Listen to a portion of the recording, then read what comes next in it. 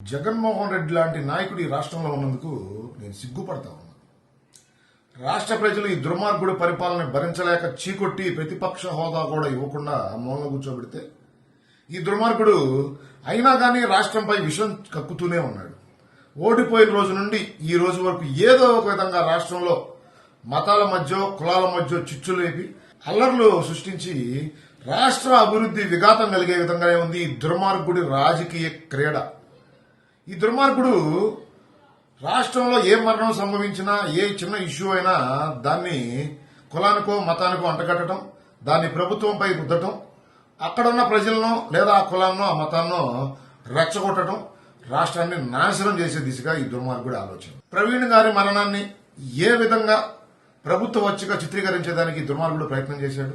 ఈరోజు తెనాలి పట్టణంలో గంజాయికి బానిసగా మారి కొంతమంది రౌడీ షీటర్లు ఆ ప్రాంత ప్రజల్ని అనేక రకాల ఇబ్బందులు కలగజేస్తా ఉంటే, చివరికి పోలీసుల మీద కూడా దాడులు చేస్తా ఉంటే వాళ్లపై చర్యలు తీసుకుంటే వాళ్ళని సమర్థిస్తూ పోలీసులపై నిందలు వేస్తూ ప్రభుత్వంపై నిందలు వేస్తూ ఆ రౌడీ షీటర్లకి కులం కార్డు వాడి రాష్ట్రంలో ఉన్న దళితులను రెచ్చగొట్టే ప్రయత్నం చేస్తా ఉన్నాడు ఈ పనికి మాలనుడు సైకో జగన్ రెడ్డి. వైఎస్ఆర్సీపీ పార్టీ నాయకులను గాని ఈ రోజు జగన్ వెంట నడుస్తూ ఆ బ్యాచ్ ని పరామర్శించేదానికి ఎనకమాల వెళ్లిన నాయకులందరినీ సూటిగా అడుగుతా ఉన్నాను.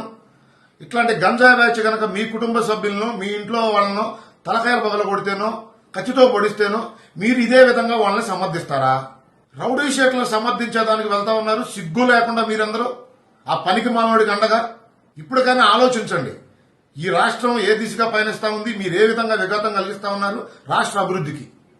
రాష్ట్రంలో ఏ మరణం సంభవించినా ఏ చిన్న ఇష్యూ అయినా దాన్ని కులానికో మతానికో అంటగట్టడం, వాళ్ళని రెచ్చగొట్టడం, అల్లర్లు సృష్టించేదానికి ప్రయత్నం చేయడం, రాష్ట్రానికి ఏ పెట్టుబడులు రాకుండా చేసేదానికి ఈ దుర్మార్గుడి ఆలోచనలు. వాటికి మీలాంటి కొంతమంది పనికి మాలనుల సమర్థన. సిగ్గుపడాలి. ఈరోజు ఇట్లాంటి సైకో జగన్ రెడ్డి లాంటి వాడిని సమర్థిస్తున్నందుకు కొంతమంది వైఎస్ఆర్సీపీ రాజకీయ పార్టీ నాయకులు. గతంలో అభివృద్ధి ఆంధ్రప్రదేశ్గా ఉన్న రాష్ట్రాన్ని గంజాయి ఆంధ్రప్రదేశ్గా మార్చి రాష్ట్ర యువత భవిష్యత్తును నాశనం చేశాడు ఈ దుర్మార్గుడు. ఎన్నో వేల కుటుంబాలు రోడ్డున పడ్డాయి.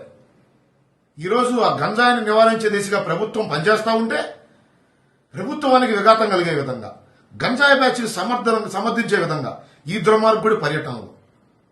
ఆంధ్రప్రదేశ్ ప్రజలారా ఆలోచించండి.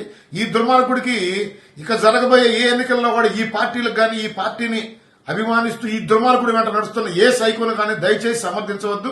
రేపు జరగబోయే స్థానిక సంస్థ ఎలక్షన్స్ లో కూడా ఈ పార్టీ నాయకులను గాని ఈ పార్టీని గాని ఈ రాష్ట్రం నుండి తరిమేయకపోతే ఈ రాష్ట్రం ఏ దిశగా పయనింపజేస్తారు ఈ దుర్మార్గుల దానికి ఈ తెనాలి పర్యటన ఒక ఉదాహరణ. Please subscribe to Leo news for more videos.